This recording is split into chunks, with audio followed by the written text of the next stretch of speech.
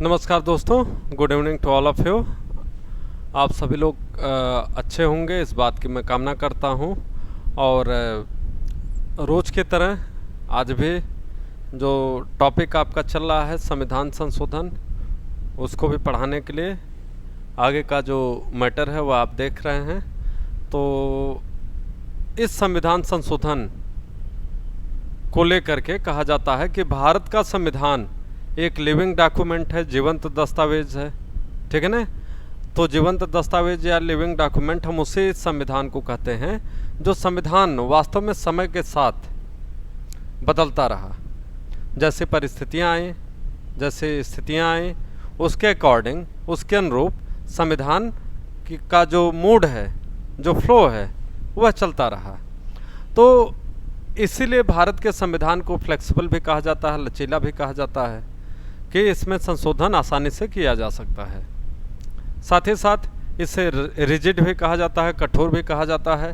क्यों? क्योंकि कुछ संशोधन ऐसे हैं जो सामान्य बहुमत से नहीं किए जा सकते हैं, तो उसको लेकर के एक कठोर नियम बनाया गया है अनुच्छेद 368 के अंतर्गत अगर हम देखें तो इसलिए यह भी कहा जाता है कि भारत का संविधान एक कठोर संविधान है। साथ ही साथ यह भी कहा जाता है कि लचीला है, क्योंकि बहुत सारे संशोधन यहाँ पर सामान्य बहुमत से किए जाते हैं। लेकिन यह जो चीज़ें हैं जिन्हें आप यहाँ पर देख रहे हैं, यह बड़ी इम्पोर्टेंट चीज़ें हैं, बहुत इम्पोर्टेंट टॉपिक आपका है। और इसमें जब हम संशोधन को देखते हैं तो निश्चित रूप से हम यह है अंदाज़ा यहाँ पर लगा रहे हैं कि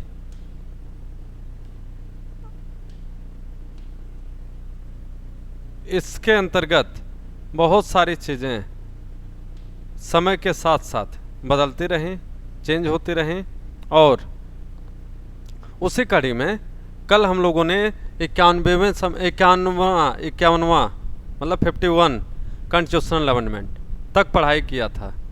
आज आप देखिए कि कल हमने बताया था कि बहुत महत्वपूर्ण संशोधन है, जिसे हम क्या कहते हैं, 52वां संविधान संशोधन। 52वां संविधान संशोधन, या जिसे हम 52nd कॉन्स्टिट्यूशनल अमेंडमेंट कहते हैं। 52nd अमेंडमेंट कहा जाता है इसको। ठीक है। यह कब हुआ? 1985 में, 1985 में। तो जब यह संशोधन हुआ तो इसके द्वारा प्रभावित होने वाले आर्टिकल कौन कौन से थे? 101, 102, 190, 191। और इसी के परिणाम स्वरूप इंडियन कॉन्स्टिट्यूशन में 10th शेड्यूल जिसे हम 10वीं अनुसूची कहते हैं। क्या कहते हैं? 10वीं अनुसूची। ठीक है। उसको भी जोड़ा गया, 10वीं अनुसूची को। ठीक है, को जोड़ा गया। तो यहाँ पर ध्यान दीजिए, किसे किस नाम से जाना गया 52वें संविधान संशोधन को? Anti defection law. Anti defection law, या इसे हिंदी में कहा जाता है दल बदल निरोधक कानून। ठीक है ना, इस नाम से इसे जाना जाता है। तो कहता है कि anti defection law provide disqualification of members from the parliament and assembly. ठीक है ना। मतलब यहाँ पर बात हो रही है लोकसभा के सदस्यों की, लोकसभा के सदस्यों की बात हो रही है कि इनके डिस्क्वालिफिकेशन की बात की जा रही है। और दूसरा बताया जा रहा है कि विधानसभा के सदस्यों के, इनके डिस्क्वालिफिकेशन की बात बताई जा रही है कि किस ग्राउंड पर लोकसभा और विधानसभा के सदस्यों को डिस्क्वालीफाई किया जाता है। ठीक है ना। मतलब उनकी योग्यता पर एक प्रश्न चिन्ह लग जाता, अयोग्य घोषित ठहराया जाता है। यह चीज यहाँ पर 52वें संविधान संशोधन के द्वारा बताई गई है। फिर आगे कह रहा है कि however parts of the 10th schedule to the Constitution of India was struck down by the Supreme Court in the case of Kihoto Hollohan versus Zachillhu 1992 Supreme Court record है 686 पेज पर, for being in contravention with article 368 of the Constitution. तो यहाँ पे क्या कर रहा है कि यह जो केस देख रहे हैं बहुत इंपॉर्टेंट है कि हो तो होलाहन, कि हो तो होलाहन,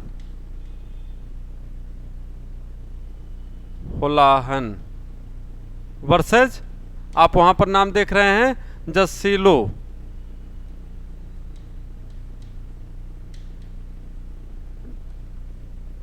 ठीक है ना। यह 1992 का केस है, 1992 का, नॉर्थ ईस्ट का यह मैटर है, ठीक है।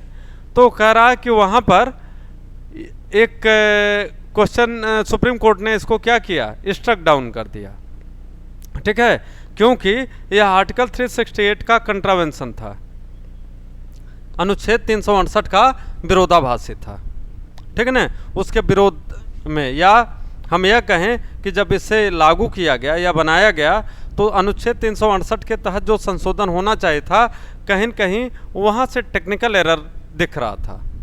तो आपसे यह भी पूछा जा सकता है कि 10th शेड्यूल में या एंटी डिफेक्शन लॉ का सबसे चर्चित केस कौन सा है। तो आपको क्या देखना है कि हो तो होलाहन वर्सेस जसीलो, जसीलो 1992 का केस है, नॉर्थ ईस्ट का केस है, इसको यहाँ बताया जा रहा है। और उस समय सरकार थे जब 52वां संविधान संशोधन हुआ, राजीव गांधी की सरकार थी, लेकिन सुप्रीम कोर्ट ने इसको स्ट्रक डाउन कब किया, तो कह रहा है कि 1992 में, 1992 का यह मैटर है, ठीक है ना। तो यह चीज़ आपको याद रखनी है। तो यह केस किससे संबंधित है, तो आपका आंसर होगा एंटी डिफेक्शन लॉ से। और एंटी डिफेक्शन लॉ किस संविधान संशोधन के द्वारा लागू किया गया, आपका आंसर होगा 52वां, और ईयर क्या है 1985 में, ठीक है ना। कौन प्रधानमंत्री थे, राजीव गांधी थे उस समय। यहाँ पर क्या निर्धारित किया गया कि कोई भी व्यक्ति दल को कैसे बदल सकता है या कब दल का बदलना उसके लिए एक क्वेश्चन मार्क बन जाता है, एक इलीगल बन जाता है मैटर, ठीक है ना। किन परिस्थितियों में अपने दल को बदलना लीगल है और किन कंडीशन में अपने दल को बदलना इलीगल है, दोनों ही बातें 52वें संविधान संशोधन के द्वारा बताई गई थी। तो आपको हमने बताया कि अगर कुल पार्टी के कुल निर्वाचित सदस्यों के 1/3 के द्वारा, 1/3 के द्वारा कोई दल, मान लीजिए उसके पार्टी के 100 लोगों ने चुनाव जीता हुआ हो और 33 लोग अलग हो रहे हैं, तो वो 33 लोग 1/3 हो गया ना 100 में। तो कह रहा है कि वह अपनी पार्टी को छोड़ करके नई पार्टी बना सकते हैं, पहली चीज़। दूसरी बात, किसी अन्य दल में शामिल भी हो सकते हैं, ठीक है ना। They can form a new political party और they can merge themselves in different political party, यह चीज़ यहाँ पर बताई गई है। तो अब आपको इसका मतलब समझ में आ रहा होगा कि 52वां संविधान संशोधन भारत में दल बदल कानून को लेकर के एक उठाया गया सख्त कदम संसद के द्वारा था, और इसको चैलेंज किया गया कहाँ पर, 1992 में, कि हो तो होलाहन वर्सेज जसीलू के केस में 1992 में। तो यह चीज़ यहाँ पर बताई गई है, ठीक है। शेड्यूल 10 को जोड़ा गया इसी के द्वारा। शेड्यूल 10 1985 में ही संविधान का हिस्सा बना, उससे पहले 9 अनुसूचियाँ थीं, और जैसे ही एंटी डिफेक्शन लॉ लाया गया तैसे ही आपके संविधान में 10वीं अनुसूची शामिल हो गई। कौन सी? 10वीं अनुसूची, 10th शेड्यूल यहाँ पर शामिल हो गया, ठीक है। तो यह चीज़ आपको यहाँ पर देखनी है। आगे देखा जाए,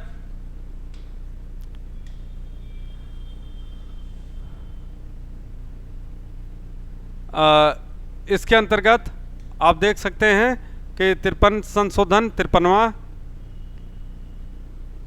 यहाँ पर क्या कह रहा है कि 53rd अमेंडमेंट में अगर हम बात करें तो 53rd अमेंडमेंट में अगर हम बात करें तो यहाँ पर जो है आपको कुछ टेक्निकल एरर हो गया है, 1 सेकेंड, ठीक है। तो यहाँ पर कुछ चीज़ें जो है आपको थोड़ी देर के लिए डिस्टरबेंस हुए हैं। 1 सेकेंड प्लीज। और यहाँ पर आप देख सकते हैं सीधा सीधा कि 53वां संविधान संशोधन यहाँ पर क्या कह रहा है। उसके अंतर्गत आपको बताया जा रहा है कि यहाँ पर जो चीज़ दी गई है वह कह रहा है इंसर्ट आर्टिकल 371G। यह 1986 में होता है, 1986 में होता है। इसमें क्या किया गया, कह रहा है special provision with respect to state of Mizoram, special provision with respect to Mizoram. तो आप यह भी ध्यान दीजिए कि 1986 में ही मिजोरम को आसाम से अलग किया गया, ठीक है ना। 1986 में ही मिजोरम को आसाम से अलग किया गया। और इंडियन कॉन्स्टिट्यूशन का जो आर्टिकल 371G है, यह क्या करता है, it provides special status to the state of Mizoram को विशेष राज्य बनाता है। और मिजोरम जो है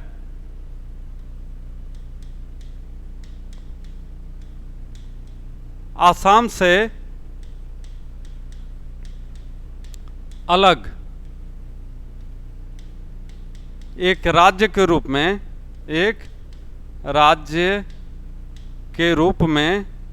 स्थापित होता है।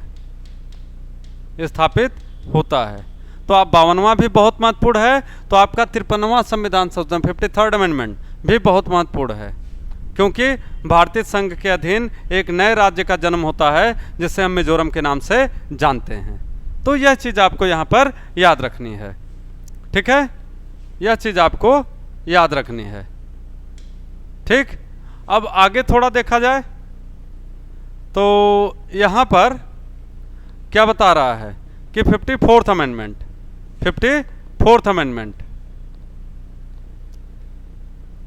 तो यहाँ पर क्या किया जा रहा है, 54th अमेंडमेंट के अंतर्गत आप सीधे देख सकते हैं कि बता रहा है कि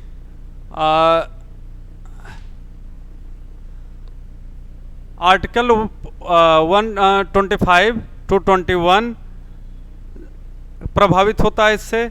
यह भी 1986 में किया गया। और increase the salary of Chief Justice of India and other जजेज and to provide for determining future increases without the need for constitutional amendment, ठीक है। तो यहाँ पर अभी तक क्या था कि जो जजेस थे हाई कोर्ट या सुप्रीम कोर्ट के, उनके वेतन को जब भी दिया जाता था, उनकी सैलरी को जब दिया जाता था, तो किस माध्यम से दिया जाता था, संविधान में संशोधन के द्वारा, अनुच्छेद 368 में संशोधन के द्वारा। लेकिन इसके बाद अब यह कर दिया गया कि नहीं, अब विदाउट संविधान में संशोधन के भी जजों के वेतन भत्ते आदि में संशोधन किया जा सकता है, ठीक है ना। तो इसने जो है आर्टिकल 368 के अंतर्गत जो अमेंडमेंट के द्वारा एक प्रोविज़न किया गया था कि जजेस के वेतन को बढ़ाने का, उस चीज़ को इसने क्वैश कर दिया, समाप्त कर दिया। अब संविधान संशोधन जैसे प्रक्रिया को फॉलो करने की ज़रूरत नहीं थी। तो यह बहुत ज़्यादा महत्वपूर्ण आपके लिए नहीं है, ठीक है ना। आप इसको छोड़ सकते हैं। आगे देखा जाए 55वां 55th अमेंडमेंट आर्टिकल 371H। फिर देखिए किसी राज्य का गठन हो रहा है तो क्या कर रहा है, 20 फरवरी 1987 को special powers to the governor consequent to formation of state of Arunachal Pradesh. तो यहाँ पर 1987 में आप देख रहे हैं आर्टिकल 371H में किसको शामिल किया जा रहा है, अरुणाचल प्रदेश का गठन किया जा रहा है यहाँ पे, ठीक है ना। और जब इस राज्य का गठन किया गया तो यहाँ पर गवर्नर को विशेष पावर भी प्रदान की गई। तो कहने का मतलब है कि बहुत सारे राज्य नॉर्थ ईस्ट में आप देख रहे होंगे कि जो आसाम प्रोविंस के अंतर्गत थे, किसके, आसाम प्रांत के। अब वह सारे राज्य, पहले नागालैंड हुआ, फिर आप देख रहे हैं कि त्रिपुरा हुआ, मिजोरम हुआ, अरुणाचल प्रदेश। तो ये सब नए राज्य किससे अलग हुए, आसाम प्रांत से। किसके अधीन थे पहले, आसाम के, उससे अब यह अलग हुए। तो अभी आपके लिए महत्वपूर्ण है इस मामले में अरुणाचल का जो गठन हुआ वह इसी से हुआ। और कभी कभी आपसे आर्टिकल पूछा जाता है 371A किससे जुड़ा है, 371B किससे जुड़ा, 371C किससे जुड़ा है। तो ऐसे करके यहाँ पर दे रहा है कि 371H किससे जुड़ा हुआ है, तो your answer shall be Arunachal Pradesh. यह चीज़ यहाँ पर दी गई है, ठीक है ना। तो इतना ही महत्वपूर्ण है ये। और आगे देखा जाए तो 56th अमेंडमेंट की बात हो रही है। यहाँ पर आर्टिकल 371I जोड़ा गया। 371 के बाद क्या है, I, 371I, ठीक है ना। 1987 में यहाँ पे क्या है, transition provisions to enable formation of state of Goa. तो पहले आपने देखा कि 1961 में गोवा को पुलिस एक्शन के द्वारा भारतीय यूनियन के अधीन एक यूटी का दर्जा प्रदान किया गया था, संघ शासित प्रदेश का दर्जा प्रदान किया गया था।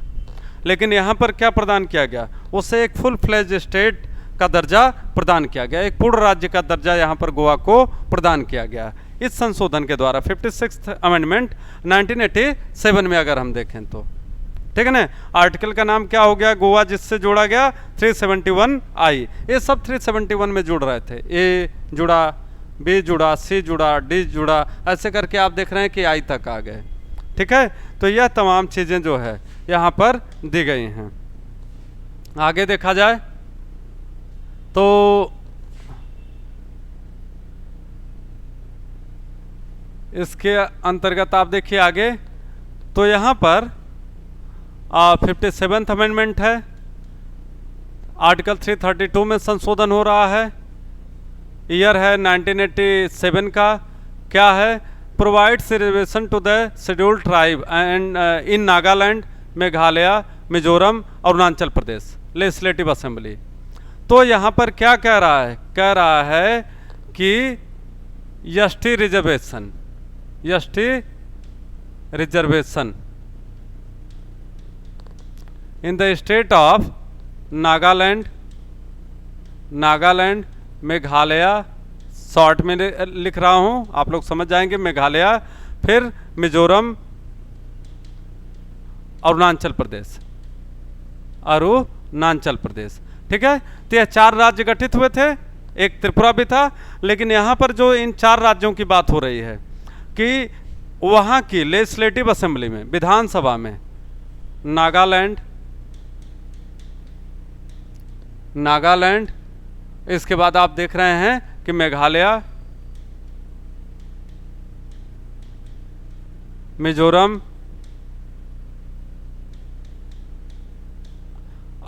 अरुणाचल, अरुणाचल प्रदेश। तो इन राज्यों में आप देखेंगे कि क्या प्रदान किया गया, तो कह रहा है कि इन राज्यों में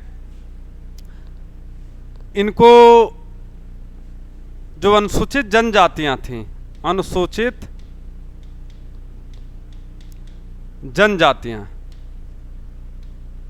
जनजातियों को विधानसभा में, विधानसभा में आरक्षण प्रदान किया गया, आरक्षण प्रदान किया गया,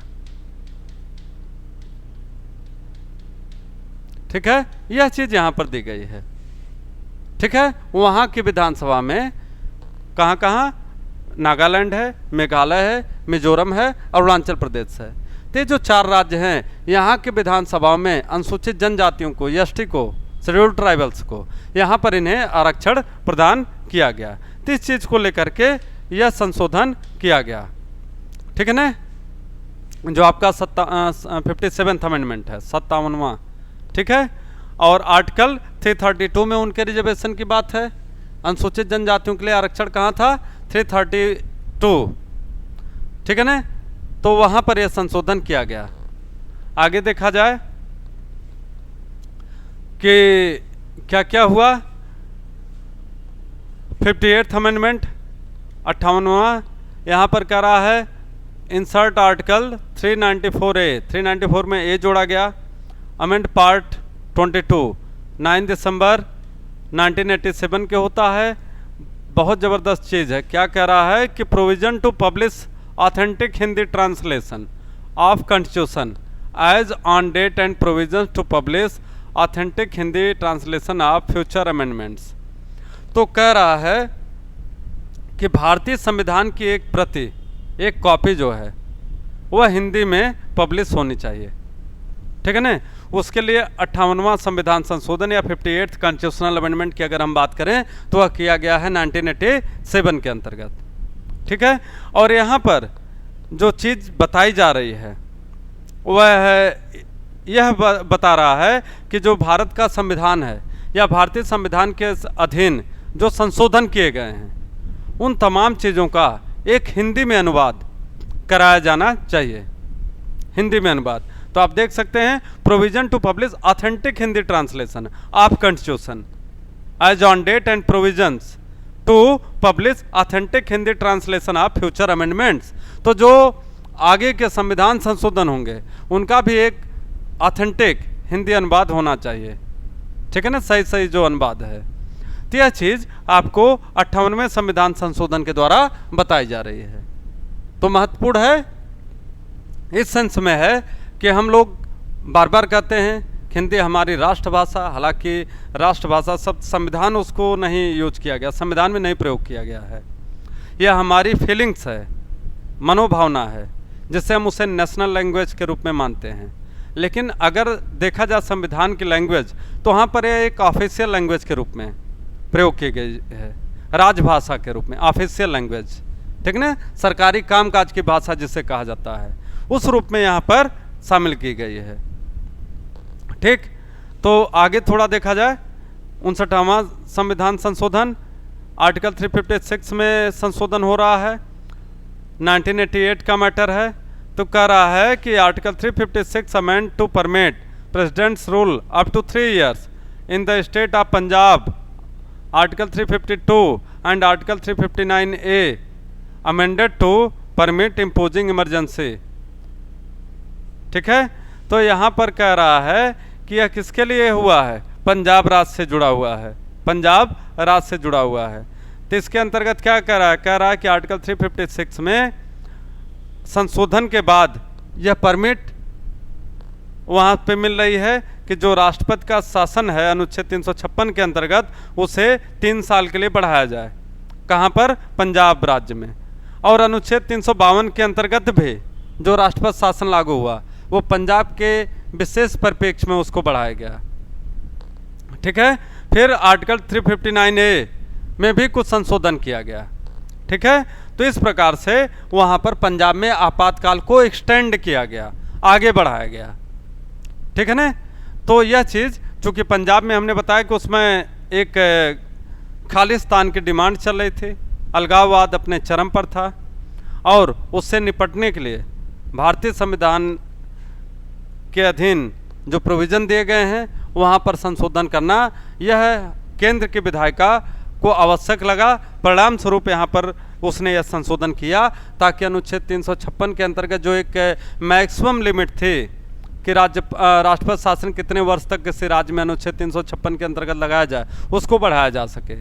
साथ ही साथ राष्ट्रीय आपातकाल को कितने दिन तक लगाया जा सकता उसकी भी लिमिट को समाप्त किया गया वहाँ पर, ठीक है। तो उसके लिए यह देखिए बहुत इंपॉर्टेंट अमेंडमेंट है, बहुत इंपॉर्टेंट, ठीक। आगे देखा जाए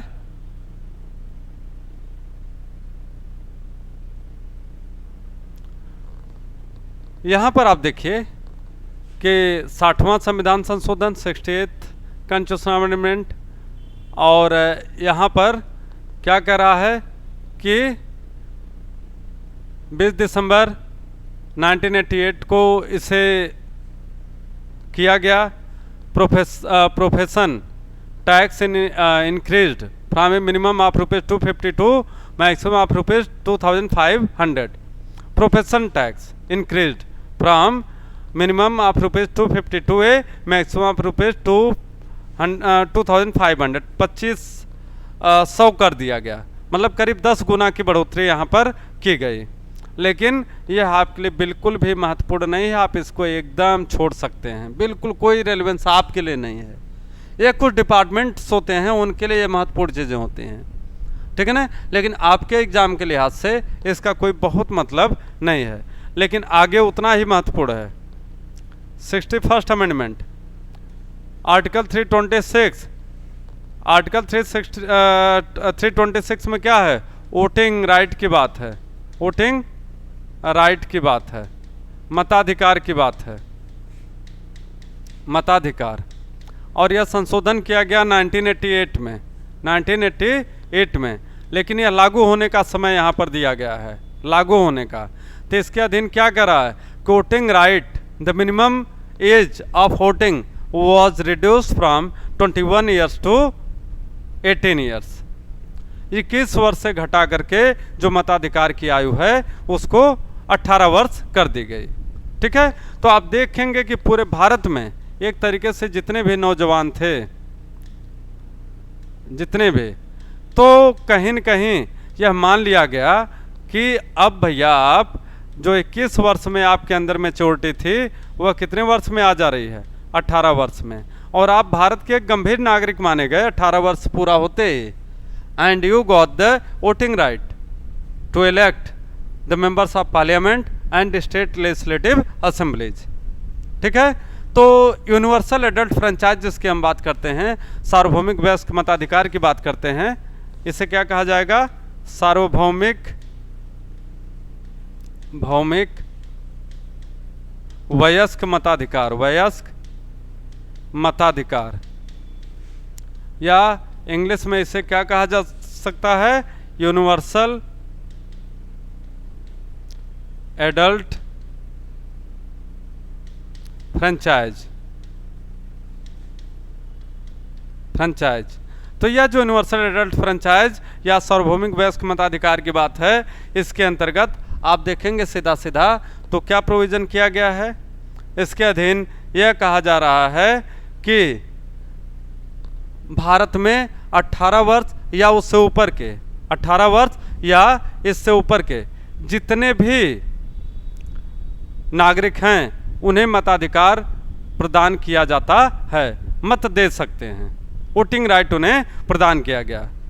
तो यह बहुत महत्वपूर्ण अनुच्छेद है। और हमने कहा कि यह 88 में हुआ, लेकिन चूंकि 89 का जो टाइम दे रहा है, तो यह 89 में उस समय जनरल इलेक्शन था, तो वहाँ पर उसी दौरान, उसी जनरल इलेक्शन में इसको लागू भी कर दिया गया, ठीक है ना।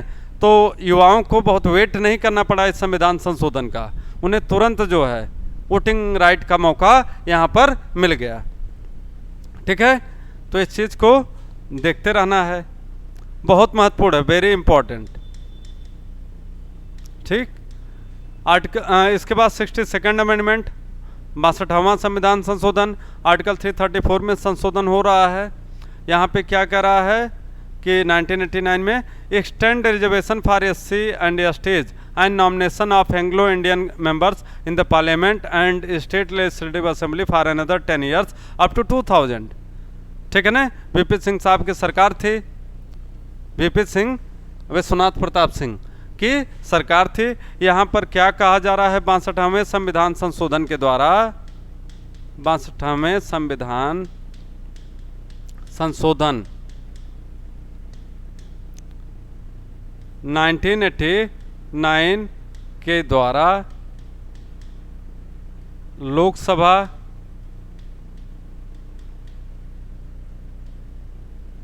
की बात हो रही है, फिर विधानसभा की बात हो रही है। विधानसभा में SC ST एंग्लो इंडियन, आंग्ल भारतीय इसे कहा जाता है, एंग्लो इंडियन को जो है, तो एंग्लो इंडियन नॉमिनेट होते थे ठीक है ना। तो इनके नॉमिनेशन से संबंधित मामला था कि इन्हें किया जाएगा, 10 वर्षों तक बढ़ा दिया गया। और SC/ST के लिए जो है आरक्षण की बात हो रही है कि इसको अगले 10 वर्षों तक के लिए बढ़ा दिया गया। कहाँ कहाँ? लोकसभा में और विधानसभा में। राज्यों की जो स्टेट लेजिस्लेटिव असेंबली होती है और यूनियन पार्लियामेंट में अगर हम बात करें तो लोकसभा के अधीन। यहाँ पर सीधी सीधी बात की गई कि यहाँ पर जो इनका आरक्षण है अगले 10 वर्ष तक अर्थात 2000 तक इसको पुनः क्या किया गया? बढ़ा दिया गया। ठीक है ना। तो इस प्रकार से यह संशोधन आपके लिए बहुत मायने रखता है। ठीक, आगे देखा जाए।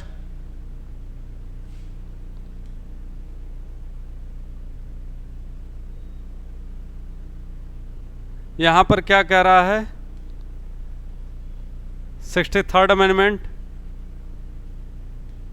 आर्टिकल 356 में संशोधन हो रहा है। Remove article 359A। 6 जनवरी 1990 की बात है। पंजाब का मैटर फिर से आ जाता है, जो 59th में राष्ट्रपति शासन बढ़ाया गया अनुच्छेद 356 के अंतर्गत। वही यहाँ पर क्या किया गया? इसमें संशोधन किया गया और 359A जो पंजाब के लिए जोड़ा गया था, किसके लिए? पंजाब राज्य के लिए, उसको क्या किया गया? इसको समाप्त किया गया। तो यहाँ पे कह रहा है कि emergency powers applicable to the state of Punjab accorded in article 359A as per amendment 59 repealed। Repealed मतलब इसको समाप्त कर दिया गया, निरसित कर दिया गया, हटा दिया गया। ठीक है ना। तो 59th अमेंडमेंट आपने पढ़ा अभी, उसके अंतर्गत जो यहाँ पर संशोधन के द्वारा पंजाब राज्य में उसको बढ़ाया गया था राष्ट्रपति शासन को, अनुच्छेद 356 के अधीन 352 में संशोधन किया गया था एवं 359A यह पंजाब के लिए विशेष संशोधन किया गया था। तो उसको 63rd अमेंडमेंट के अधीन आते आते पंजाब में स्थिति नॉर्मल हुई, चुनाव होने की स्थिति बन गई। चुनाव आयोग ने कहा भैया हम चुनाव कराने को अब तैयार हैं, स्थितियां सामान्य हैं। तो वहाँ पर आप देख सकते हैं कि संशोधन करके इसको पुनः क्या किया गया? हटा दिया गया। इसका मतलब हम यह भी कह सकते हैं कि जो 59th अमेंडमेंट है वह क्वैश कर दिया गया। क्या हो गया? क्वैश कर दिया गया, मतलब समाप्त हो गया अपने आप। जो है जब नया अमेंडमेंट उससे जुड़ा हुआ आ गया और वह जस्ट अपोजिट है पहले वाले का, तो पहले वाला क्या होगा? क्वैश कर जाएगा। ठीक है ना। तो यह चीज यहां पर आप देख सकते हैं। आगे थोड़ा सा देखा जाए। 64th अमेंडमेंट आर्टिकल 356 की बात हो रही है। 16 अप्रैल 1990 तो कह रहा है कि article 356 amended to permit president's rule up to 3 years and 6 months in the state of Punjab. ठीक है। तो क्या कह रहा है? Article 356 amended to permit president's rule up to 3 years and 6 months, वही जो 6 महीने बढ़ा था in the state of Punjab. तो पंजाब के लिए यह विशेष प्रोविजन किया गया था, तो वह उसी से जुड़ा हुआ है, बहुत ज़्यादा महत्वपूर्ण नहीं है यहाँ पर। ठीक है। 65 या 65th कॉन्स्टिट्यूशन अमेंडमेंट की बात करें, आर्टिकल 338 में संशोधन हो रहा है। 1990 में यहाँ पर क्या हो रहा है? बहुत ज़बरदस्त चीज़ हो रही है, ध्यान से देखिएगा। कह रहा है कि national commission for scheduled caste and scheduled tribes formed and it's statutory powers is specified in the Constitution. तो यहाँ पर हम कह सकते हैं कि 65th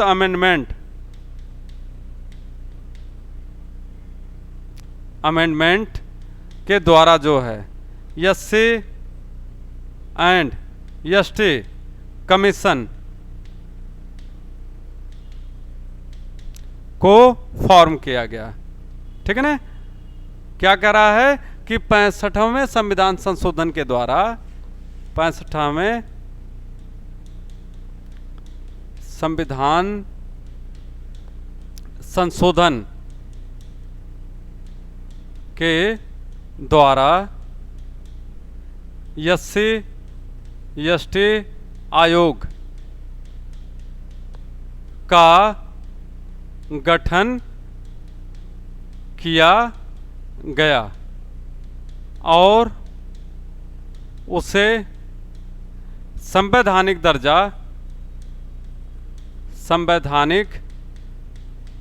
दर्जा प्रदान किया गया, संवैधानिक दर्जा